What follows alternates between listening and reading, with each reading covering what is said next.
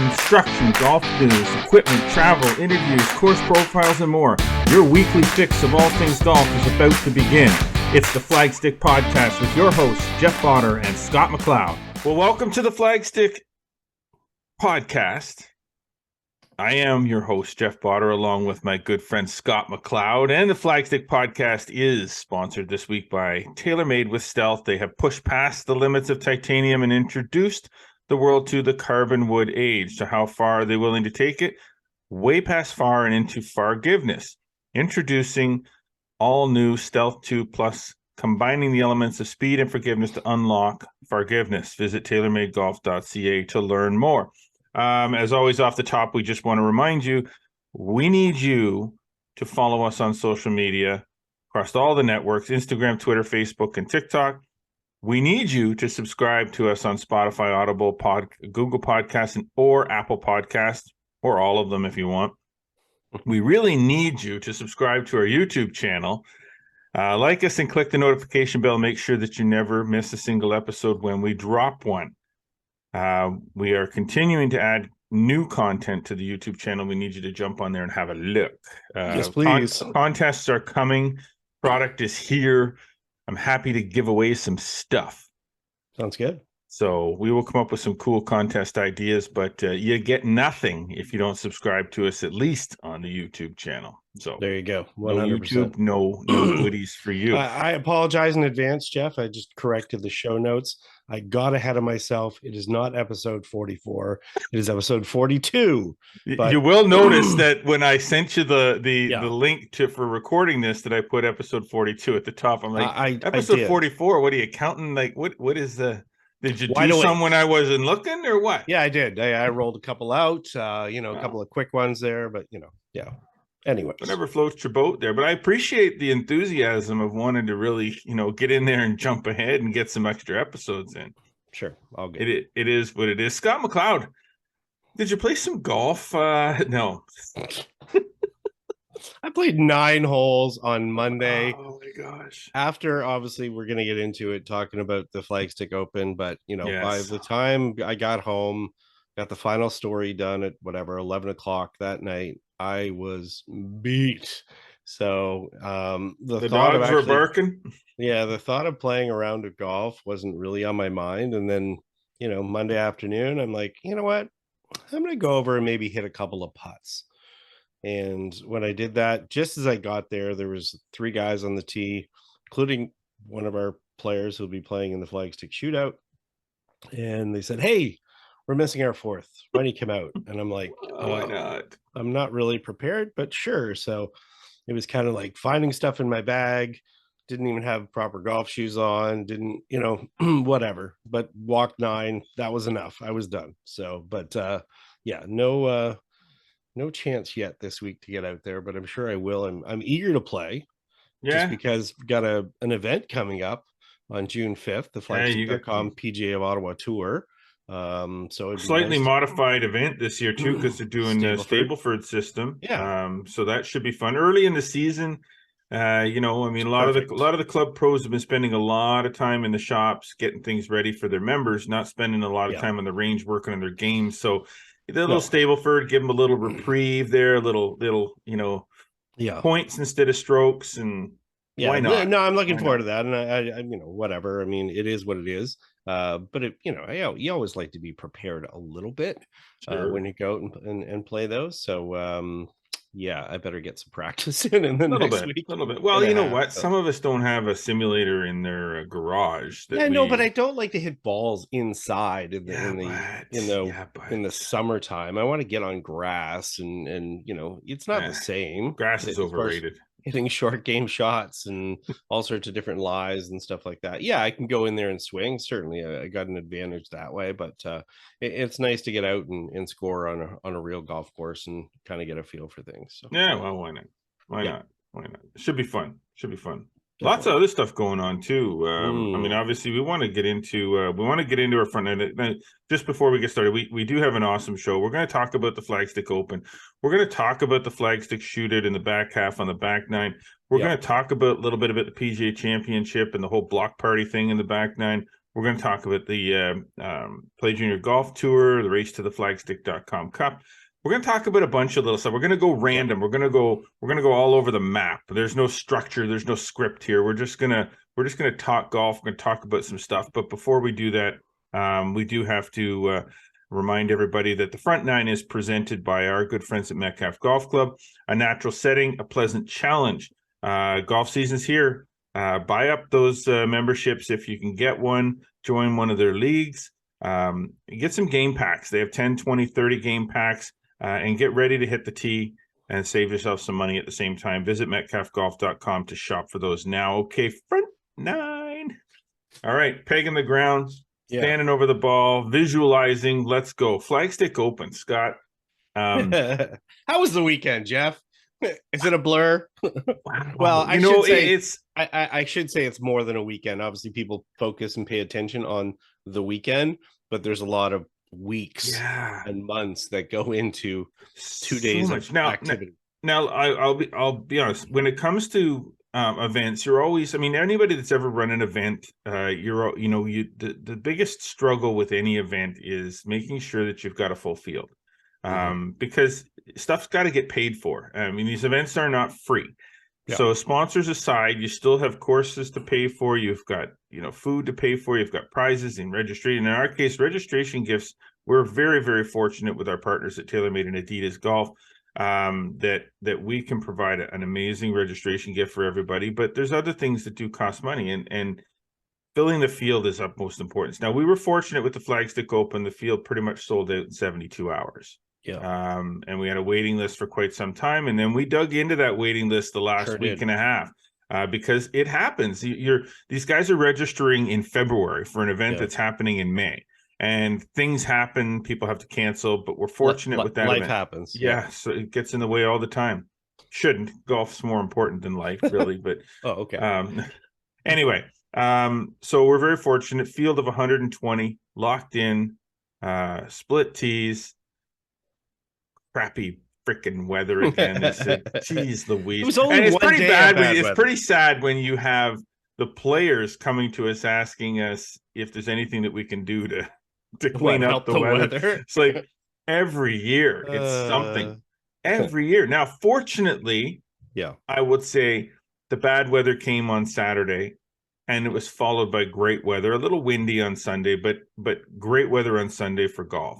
And that's a fortune because when you know the good weather's coming the next day, it makes you kind of want to get up and come back. Yeah, for sure. When you know that crappy weather is going to be around 2 days in a row, getting out of bed to come in and play another round of golf in that garbage weather that we had to deal with and the players had to deal with more than we did, but it was ugly. It was, and it's hard too when players are coming from afar, right? If they especially they're driving in from wherever. I mean, we did have players that were staying there. Shout out to the 13 guys that came down from the Northern Golf Association. Oh, yes. Timmins and so forth. They were obviously staying down, but people that are commuting from like Cornwall and things like that. Yeah, I can see it where all of a sudden it's a bad weather day and maybe you didn't have your best round on Saturday. Maybe you're thinking, I don't know about an early tee time or an early drive up. Maybe I'll just mail it in. But we only had a couple, and those were, and the ones that there was withdrawing due to injury with some of them. Some people had little injuries back that were nagging, and that weather on Saturday would not have helped anybody that had a back issue. So, if you were injured, we have no issues with that. So those are justified withdrawals. Of course, pretty much everybody showed up day two to get after it, and man, what a show they put on. Yeah, it was good. They put on. I mean, it was probably one of the tightest. It wasn't one of the lowest scoring tournaments that we've ever had. And we should say this is the 11th time we've had the Flagstick Open.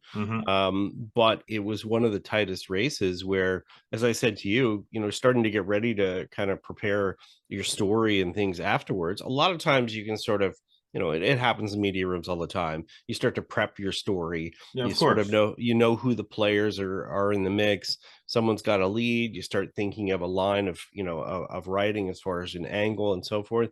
This one, no. All bets are off. All bets are off. And we had players back and forth some taking lead, dropping out of the lead, others jumping in, and and then by the time it came down to 18, three-way playoff. I know. Yeah, the most exciting way to finish the golf tournament. I mean, we were all at that point. We're all getting ready to kind of like, okay, it's been a Pack it long up. weekend. Let's go. Let's go home. Let's go home. And then it's like a playoff. It's like, yeah, but this is a great fitting end to the way that this weekend and the way that this day has gone with it. All the bouncing on some guys.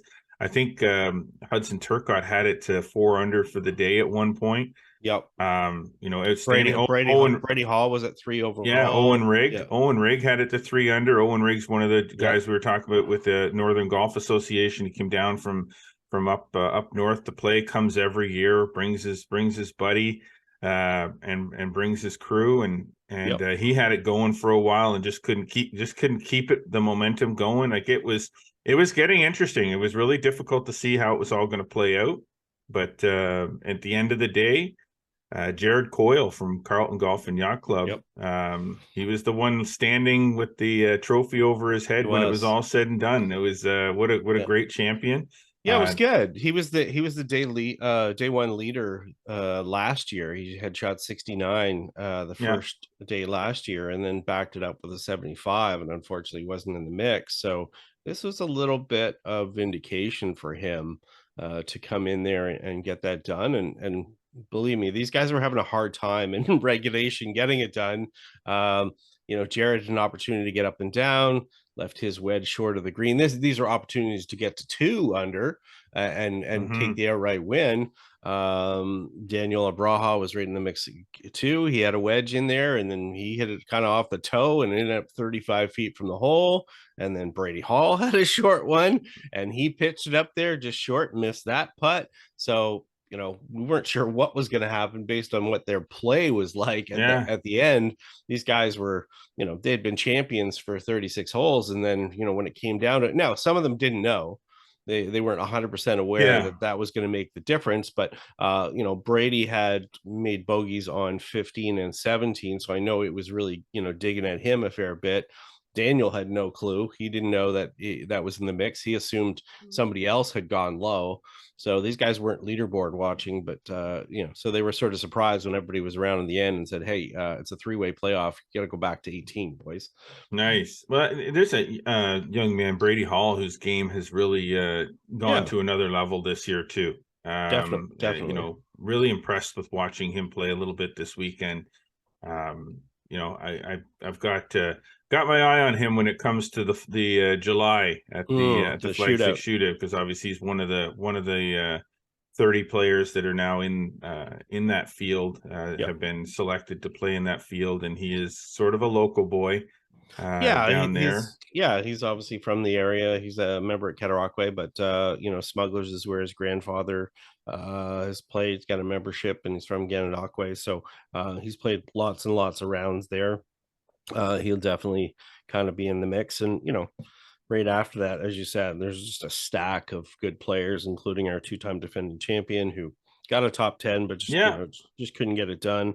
It was day one that derailed everyone in most cases. Is where you positioned yourself in that, because it was not good, not the greatest conditions to play golf, just because it was raining, like constant rain. It was like standing under the shower trying to play golf for 5 hours. Like it wasn't particularly cold temperature wise, but with that kind of rain falling on you constantly, it makes you feel cold, and it gets right into the bone. You see people coming in with their hands are like just white and wrinkled. It's just, you're saturated. There's nothing you can do. You've gone through every towel and every glove and every bit of clothing you have. It just creates a lot of randomness too when you're hitting shots. Obviously, water between the ball and the club face, lots of friction, shots going, higher than usual, some different randomness, which sort of takes out some of the skill aspect of it. It's much harder to adjust. So it was no surprise that, the players that ended up in the playoff were 3 of the 4 that were even par or better after day one. So but overall, great commentary. I mean, I think Chris Cook, who won the B, who came down from Timmins, he had nothing but praise, and it's neat to see new faces. And he said, it was probably the best organized tournament that he's ever played in, which is, from a player who's played a lot of golf, and he played at I think Niagara College. He's played a bunch of organized golf through the years.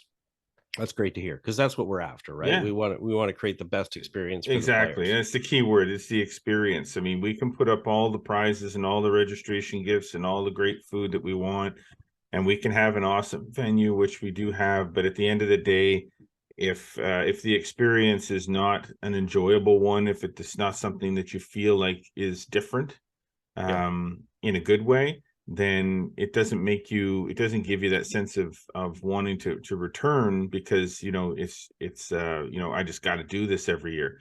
And obviously we're hoping,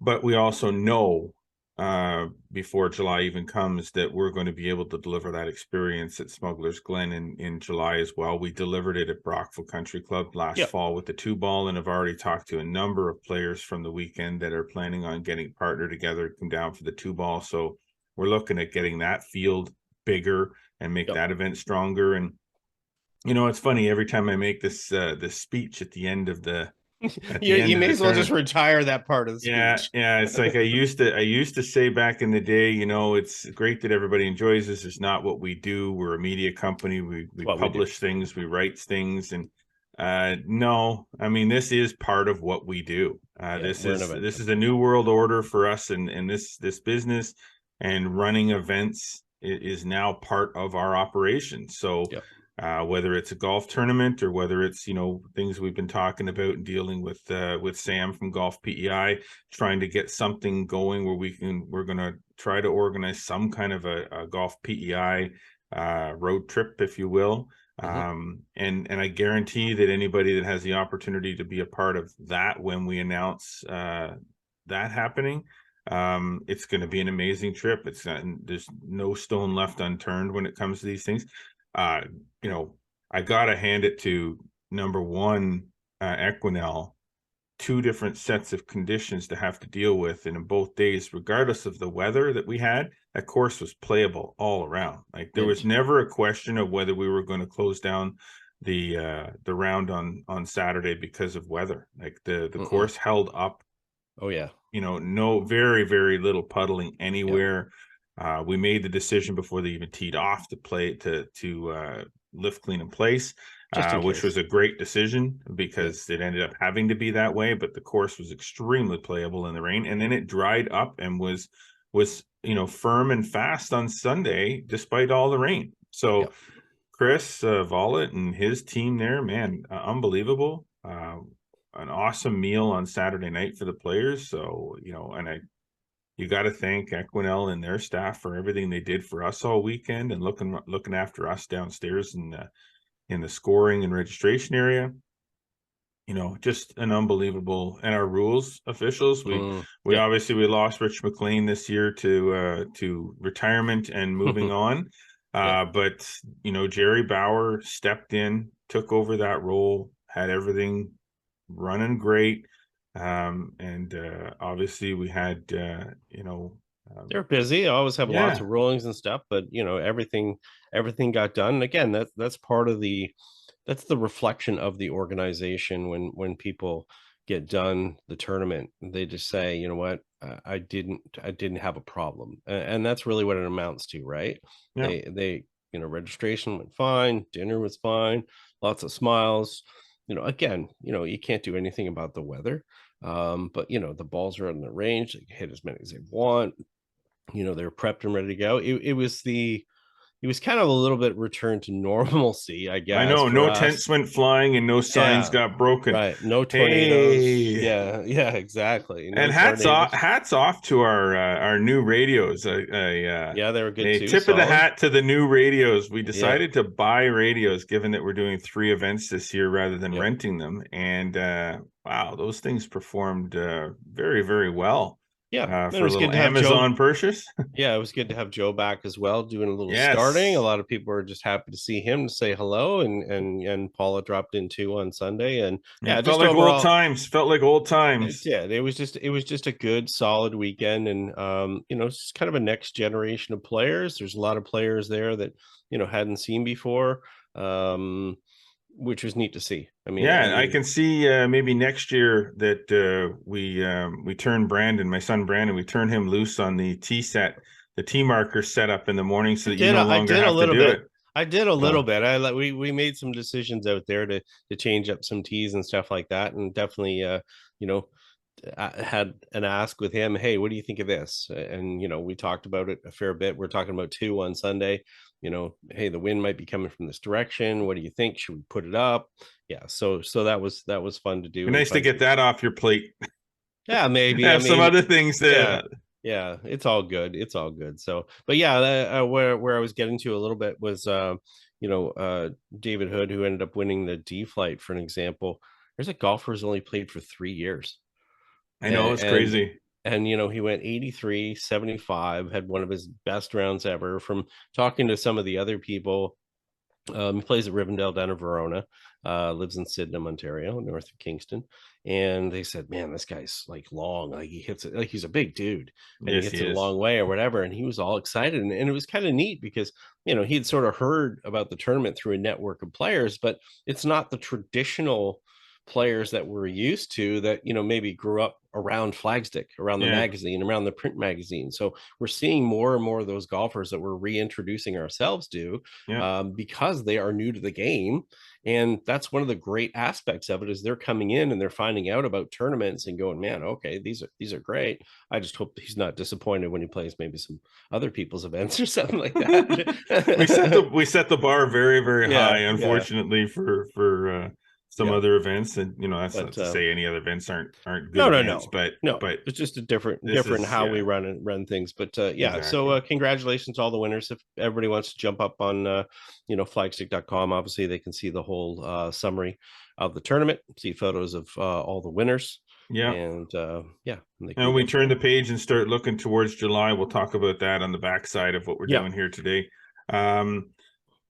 We want to jump in really quick and just talk about the Play Junior Golf Tour, and the race for the Flagstick.com Cup started at Riedeview on the same weekend. Unfortunately, we wanted to be there, but Yeah, you know, unfortunately, you yeah. know, Chris could handle things on her own. He's been doing He it by him. can. He's been doing it without us for forever. So we would Yeah. just been spectators anyway. But I'm going to get to event number 3. I can't get to. I've got my daughter's birthday party this Sunday. He did invite me out to Black Bear, which we'll get to in a second here. But I'm going to go to event number 3 at Amherst-View.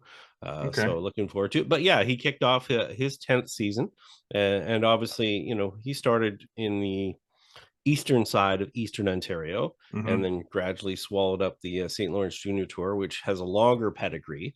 Yeah, But this is the 10th anniversary of him running the tour, and he's done a couple of neat things for this year. Obviously, we're on board. Expanded from being a media partner to being the season long points race partner in the Flagstick.com Cup race, as you mentioned.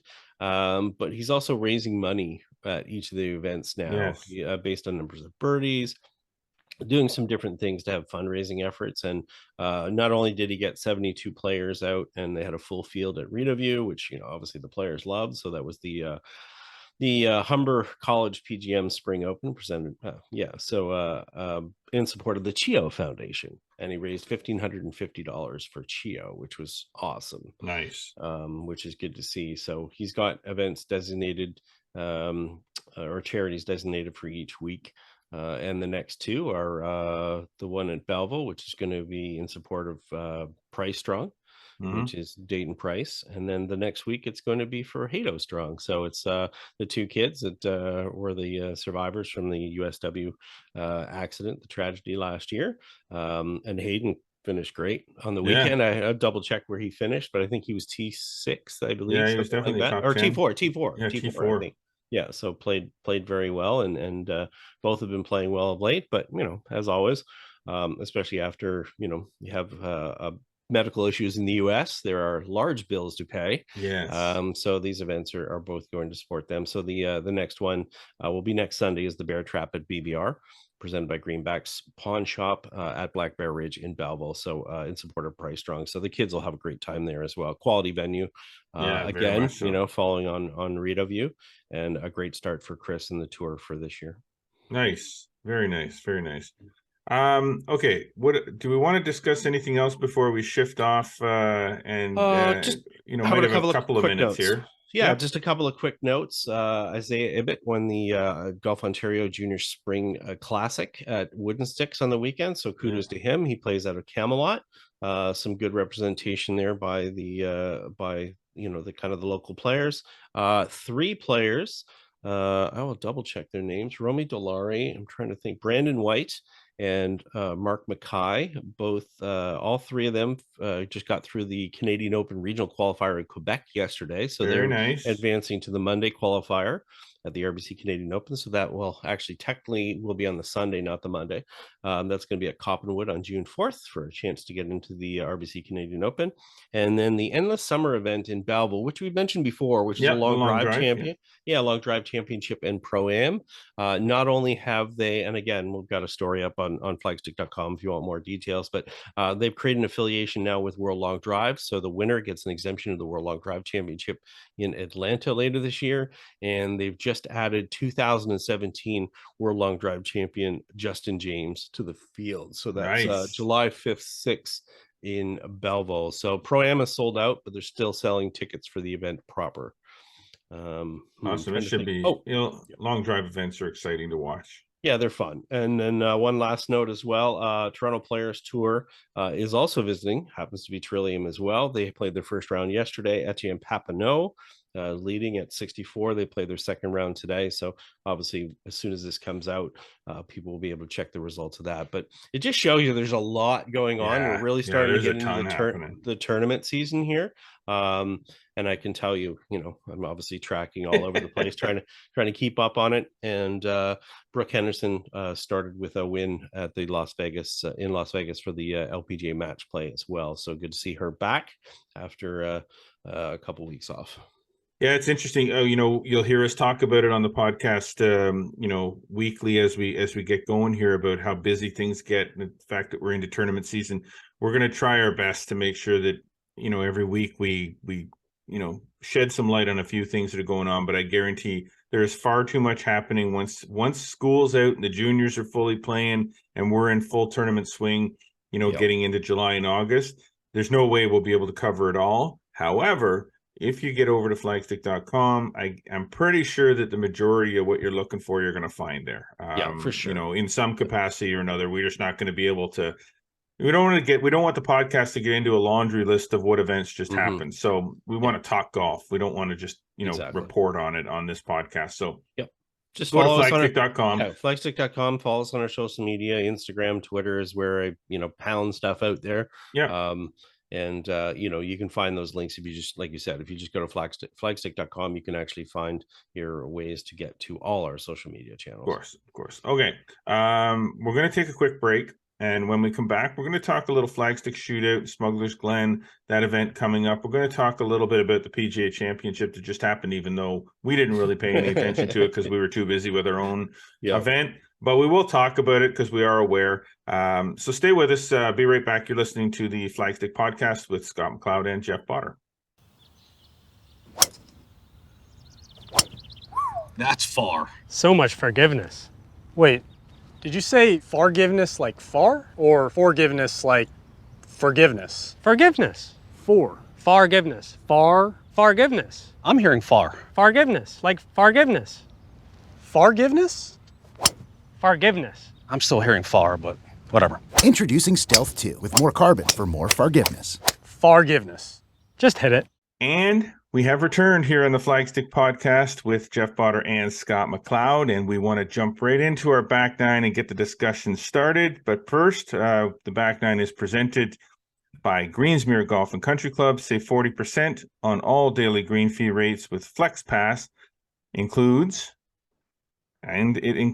a 6-day advance booking option for only $425 plus tax. Visit greensmere.com for more information.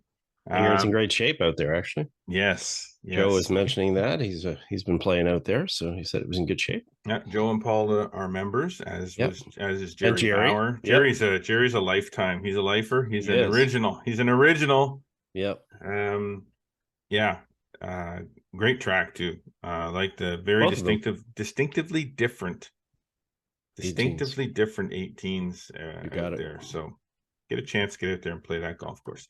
Okay, Scott, let's chat about the PGA Championship a little bit. How much did you see? I saw it. I mean, I saw the highlights Sunday night when I finally got back and unloaded the car.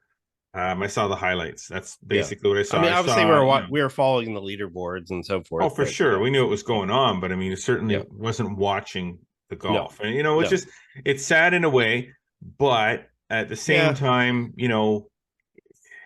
we have our own thing going on, and there's lots of people that probably didn't watch it, but obviously heard about it. And frankly, I mean, I just jumped on YouTube on Monday and checked the highlights of what I wanted to check. PGA of America's got a YouTube channel, and you can go as do we. So if people want to make sure and check out our YouTube channel, but they've got the highlights. So I looked at the highlight packs for particular players, the rounds, so forth, and it pretty much catches you up, anyways. And the PGA Championship, I mean, for me, the PGA Championship is number 4 on the 4. Yeah. So it's not the one. If I'm gonna miss one because of my own event, sure, I'm okay with that. I'll catch up.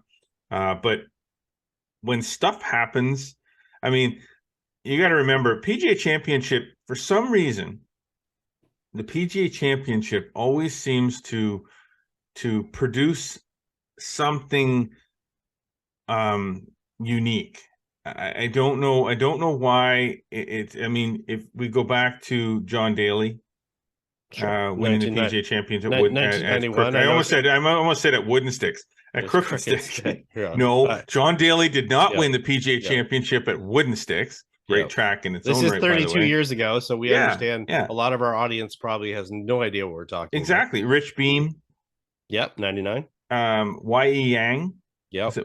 Beating Tiger. I mean, and I'm sure that was it Bob May? Mm-hmm. The Tiger being the playoff, but again, these, not that these guys are nobodies. No. I mean, it's still a major championship. Yeah. Now it happens in the U.S. Open, but not as often. It happens in the Open Championship, but not as often, and it happens at the Masters, but also not as often. Yeah.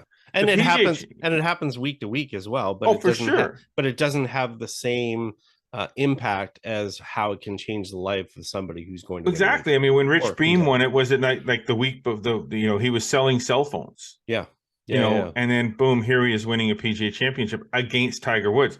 Y.E. Yang, great golfer, but not a household name, beats Tiger Woods. Bob May playing shot for shot with Tiger. That was an epic PGA Championship finale. I mean, so then we got this guy, Club Pro from California. A good club pro, we should say. He's like a 12-time section winner. This is the 5th time that he's played in the PGA Championship. It's the first time that he's made the cut. So it's not his first. It's not his first rodeo. And he is an accomplished. He is a good player. So it's not like you don't get into the PGA Championship through their qualification process if you can't play. So let's qualify that. The guy can play golf. But then you put him on the stage of the actual event where he hasn't made the cut. It's not an easy golf course. The rough was crazy, ridiculous to get out of. Scoring was not super high, which probably actually played into his favor a little bit, if he could keep it in play and just kind of plod along. But what a great story, and then just when they start to rightfully or not, they start to abandon the coverage on him a little bit because he was starting to fade back a little bit. The story was dying a little bit. Yeah, he made two bogeys early, so he wasn't top of the leaderboard. Yeah, and so all of a sudden, the boom, coverage goes away. Right, guy jams a hole in one, jars it, and cameras are back on him. The story is alive again. Sure. And then what's he do? he goes and has this miracle freaking up and down on 18, which I was worth 70,000. Yeah, you could sit and drop a bucket of balls where he had that shot from and hit them, and you probably would only pull that shot off maybe 15% of the time, maybe if you're lucky. And to even get it to land in the rough and release out of the rough the way it did to get down to the hole, even to get to whatever, I think he had 8 or 10 feet, and he had to make that putt to finish in the top 15, which not only, like you said, $70,000, but that top 15 got him in next year. Yeah, and he ended up making 280 total, but it was a $70,000 putt. But now it's like, now things are going interesting. Yeah. After that, obviously, good or bad, because obviously, as fast as people build people up, they obviously start to want to tear them down a little bit too. But the block show is obviously the block party is continuing into this week with exemptions. And here's a cool one. If people don't really know or understand as far as who the tournament directors who reach out to these players and give them exemptions and so forth, he actually got exemptions for 2 weeks in a row from 2 Canadians. Michael Toth is the tournament director of the Charles Schwab Challenge down at Colonial. His dad Jack, who and we know, Jack used to be TaylorMade rep. So this is Michael, his son. He's the tournament director at Colonial, so he reached out. Obviously, a lot of attention for that. And then Brian Crawford, who as the tournament director for RBC Canadian Open, he reached out as well. So obviously, Block has a chance to extend his story, and we'll see how that goes. I mean, I would think that it's probably not the last sponsors exemption that he's going to get this year. No, he's got a bunch before, but I mean, it's a great story. It is a great story. At the end of the day, is he going to abandon his head pro position and start touring, playing PGA Tour golf for a living? He's 46. It's not happening. I'm sorry. Chances are this week is going to be tough for him because, I mean, he's probably quite capable of. I think was it not? Did Annika Sorensen, when she played, was it Colonial not where she made her PGA Tour debut? It's the kind of course that probably plays into his favor again, because you don't have to be crazy long to play it, but accurate. But at the same time, just in talking to him and watching the interviews, you can tell the last thing that this man is thinking about right now is a golf tournament. He's got so much on his plate, from answering texts and emails and media appearances and nonstop. When are you actually working on preparing for the golf tournament? At some point or another, you have to start thinking about playing golf. So, and this is something he's not used to, as being in the spotlight. So chances are this week might not be the greatest week for him. He flew under the radar a little bit last week until he wasn't under the radar. He's not flying under anybody's radar now. That man is not flying a stealth bomber. That man is flying a big freaking boat. The radars are bouncing all over that thing. Yeah, and it's a good story. And like you said, who knows how long it lasts? I mean, he made an appearance on Bob Memory's podcast, and there's already some backlash of that just because he said, if he could play from Rory's golf ball, that he, could win all sorts of different things or whatever, because obviously he's saying Rory's 100 yards past him or whatever, and then there's already this big backlash of comments. How social media goes. What I would say, enjoy it, play it out, get your events in.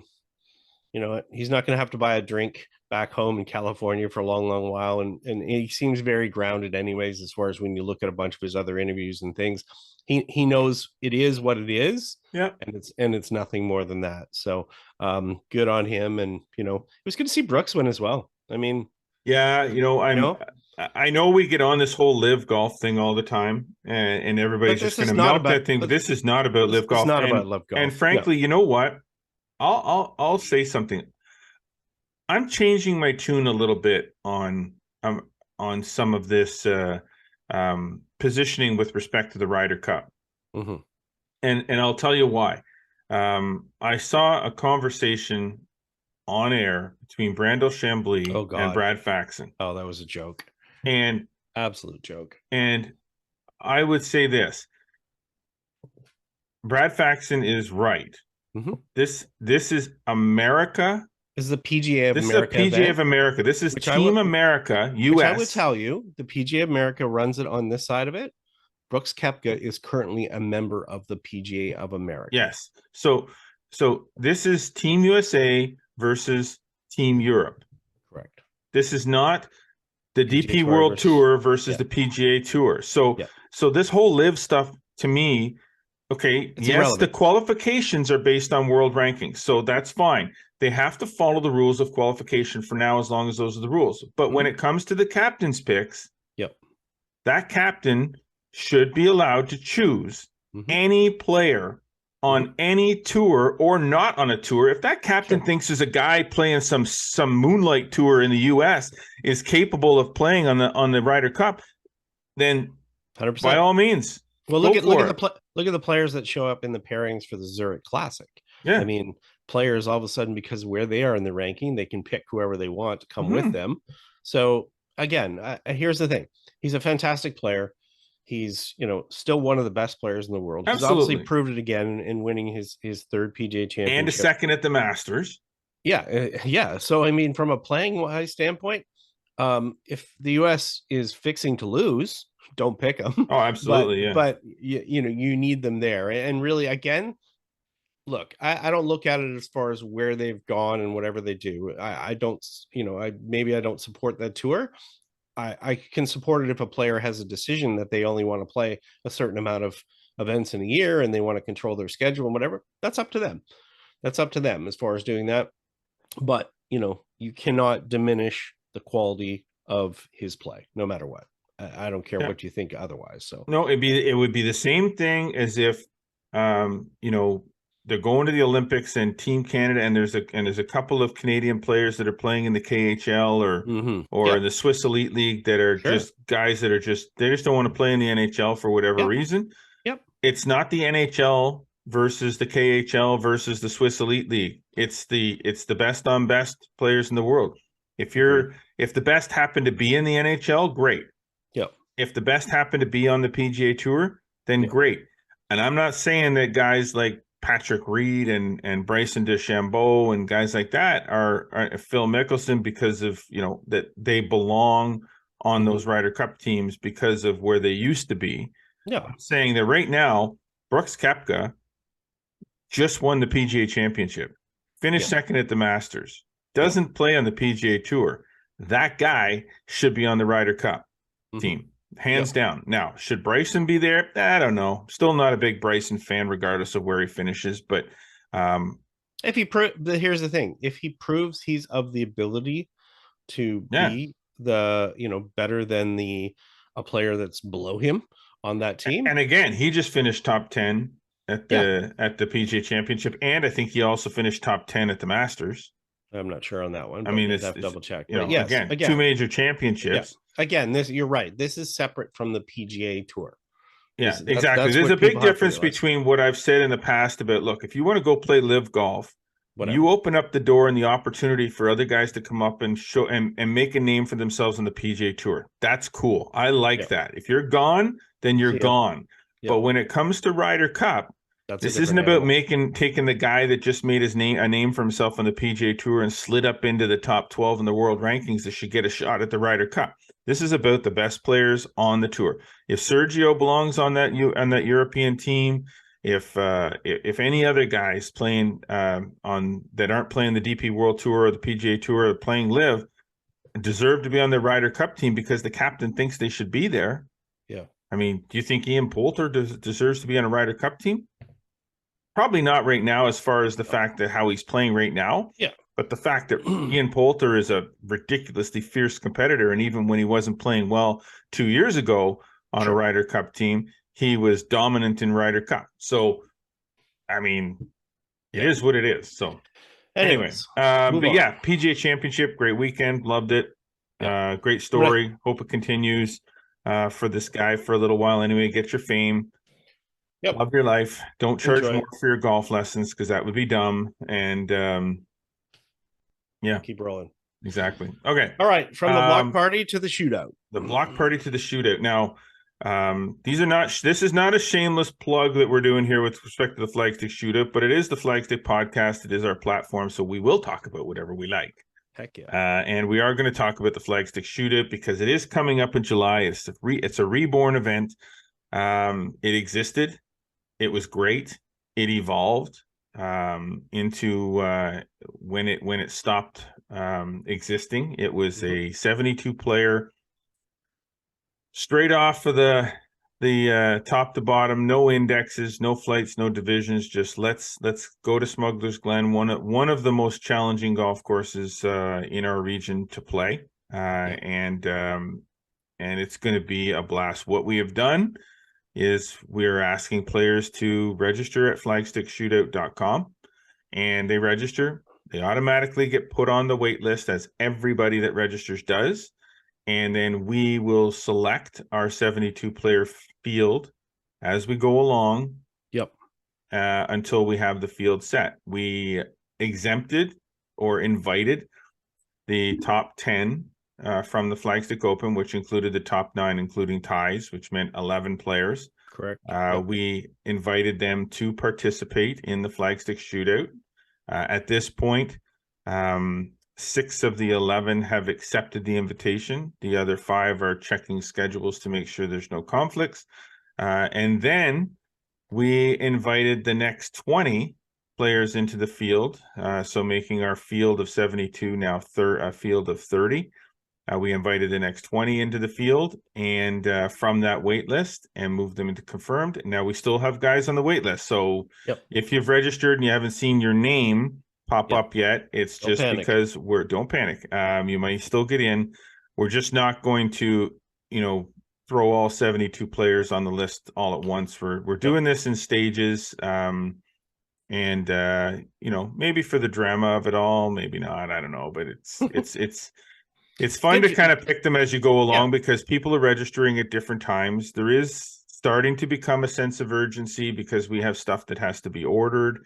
We're trying to give people the opportunity to register. So if you haven't registered yet, you might want to start thinking about this as an urgent, more of a hard deadline. And a good mix of talent in there already. From the invitations, some past champions, some past contenders, which is nice to see. Players we haven't seen in a while. Yeah, like Clayton Pressant. Which awesome. Is I was so excited to see his name, and it was a no-brainer as far as the invitation goes there.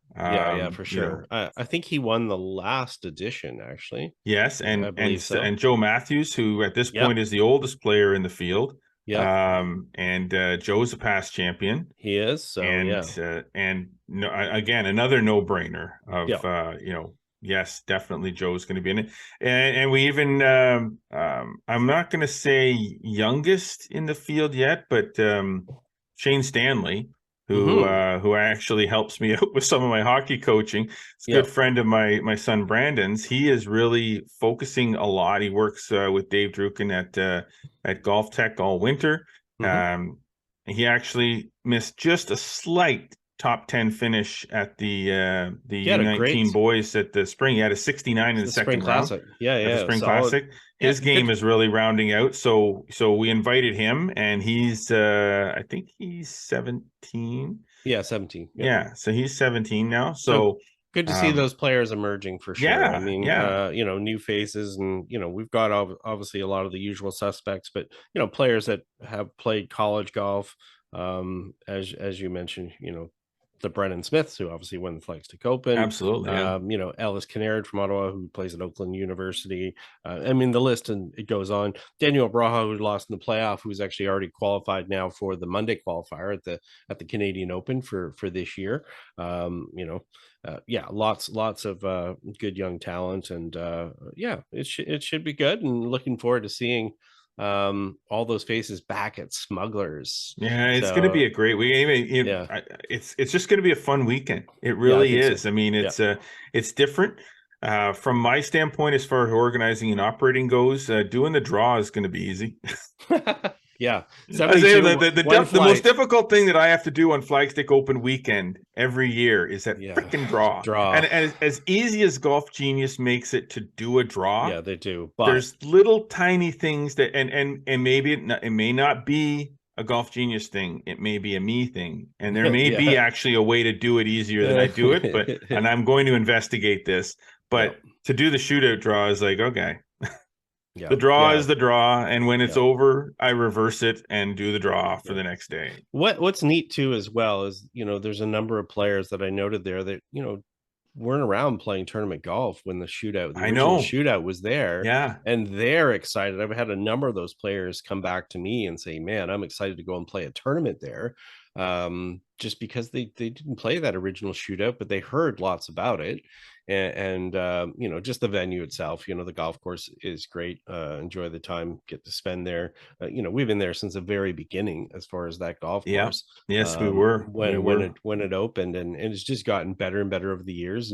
And for those listening that are wondering if they should apply or not, this is a course that hosted the U17 provincial championships last year for Ontario. It hosted the Canadian Tour in 2012.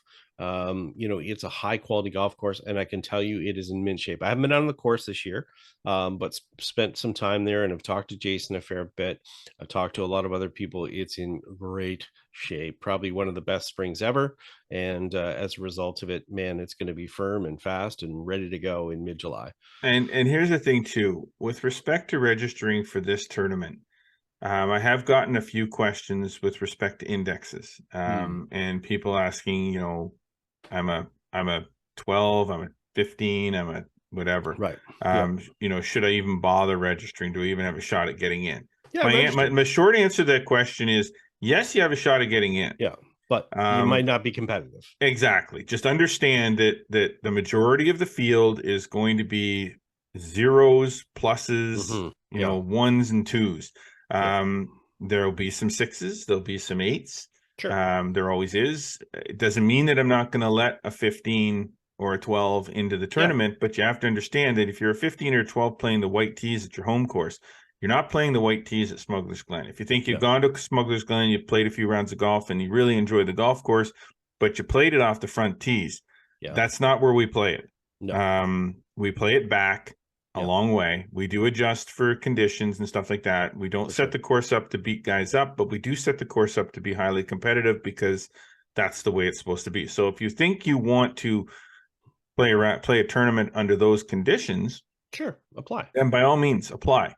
And the selection of players is not based solely on, we're going to sort the spreadsheet by index and we're going to pick this out. That's not how we do this. And I had that yesterday on Instagram. I had a player comment, how good do you have to be to get an invite? And I think they were saying it a little sarcastically or whatever. And I'm like, well, that player is good enough. The one that said it, they've already got a trophy from one of our events. But, we want to make people realize this is just not an exclusive club, as you said, based on spreadsheet alone. Nope. Have you played in our events before? Have you supported our events? That's probably the single number one criteria. Exactly. Have you ever played in a Flagstick event before? So have you supported what we've done before this event existed, or did you support it when it did exist? That's going to be on the criteria. Number two, who are you? Like, are you a good guy? Do we know you? Are you like, something about that we might know who you are, or have we talked to you in the past and you were a jackass? You're probably not getting in. I mean, here's the thing. There's only yes, your index does play of course, a pretty big part of it because we want the strongest field possible. But I'll tell you right now, right now I'm probably playing. When I play, I'm probably playing to about a 5 or a 6 index. I can handle Smuggler's Glen from the back tees quite fine, and I can score quite fine. I ain't winning. No. There's no chance I'm putting up a couple rounds in the 60s and winning the tournament, but I'm competitive. And to get into it, I'll tell you, when we used to have... Are you playing? No. Is that what you're saying? Okay. No, I'm too busy.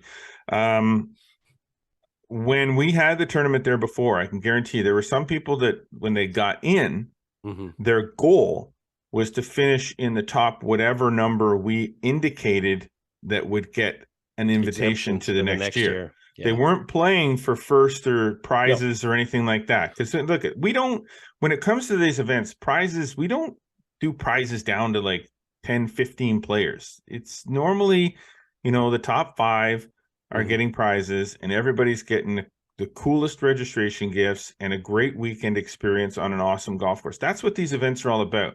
So this isn't about finishing in the top 10 or 15 and getting a sleeve of a dozen balls or a golf bag. That's not how we do this. We top heavy our events with our registration gifting, and prizing is a secondary thing. But in the case of this event, it might be the top 15 that get or get invited to next year. Yeah. That's what at the end of the day, that's what a lot of guys are playing for. It's like, I'm a 6 handicap, but can I squeeze into that top 15? And the thing is, it's providing another competitive opportunity. I mean, it fits into the schedule where it is because we've looked at a lot of different things. It's a chance for other people to get another competition in, which they're looking to get reps in, maybe because they're preparing for some other tournaments or whatever the case may be. Maybe they're getting ready for, who knows, whatever. Intersectionals, club championship. Intersectionals, I think, are over by then. We're over by then. But whatever the case may be, and the thing is that that's what people asked us for. They asked for more competitive opportunities that weren't necessarily within associations. They wanted weekend tournaments as well. I hear that nonstop from people. They're like, yeah, you know what? I'm trying to play a whole bunch of events in whatever association, because obviously we deal with people across the country, but I'm working and I need to play on a weekend. Well, this is a weekend tournament, and we're fortunate in working with a partner like Smuggler's Glen, that they support us coming out there and being there on a weekend. So yeah, you know what, that this is what this is about. Part of it, it's not just going and low score, beat each other's brains out. That's about it. There's a lot of other elements that are in there. Yeah. So that plays into the factor of selecting the field as well. Yeah. We just have 72 spots, and it just means that if we have one player who's played in a whole bunch of our tournaments before, and a player that we've never seen before, that's never played in any of our tournaments before, well, yeah, we're going to lean to the other person, even if their index happens to be a little bit higher than the other person. That's just the way it works with the committee. We can't say there's a hard and fast rule that's there. No. But I mean, that's what it came down to on Monday. We wanted to pick. We looked at the list and said, okay, well, let's pick 20 players off this list, and announce the first wave of selections after the top 10 from the Flagstick Open. So we're looking at the list, going, okay, so what are we looking at? There's this guy, look at the index, and we selected 20 players. There's still guys on the waiting list that have lower indexes than the ones that we selected in that top. And they may be in the next wave.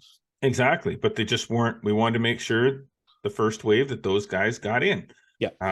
The next wave will be, I think we said the next wave are going to come on the 28th. 28th is going to be the cutoff for the next wave. And depending on where we're at that point, I don't think we'll make the full 72 selections in, but it might be another 10 or 15 or another 15 or 20 players. Cool. But do yourself a favor, flagstickshootout.com, and get on that list now, so that don't wait until the last minute thinking that you might slide into one of the last 10 or 15 spots, because then we start to factor in, how bad do you really want to be in the field if you're waiting until 2 or 3 days before we finalize the selection. So show us that you want to be in the tournament. That'll help with the selection process. Get your name on the list now. Yeah, for sure. All right. Scotty Mac. All right, dude. Well, that's another fantastic show. What do you got going on next little while? Going to get some golf in the next week before we the shoulder is starting to feel a lot better. If the rest of my body agrees with my shoulder, I would maybe like to hit some balls on the weekend. You gotta take some plastic off some clubs, don't you? No, I'm good. No, I got no plastic. Nothing's new this year. Everything was new last year. Okay. So no, I'm good on that front. Cool. I'm ready to go.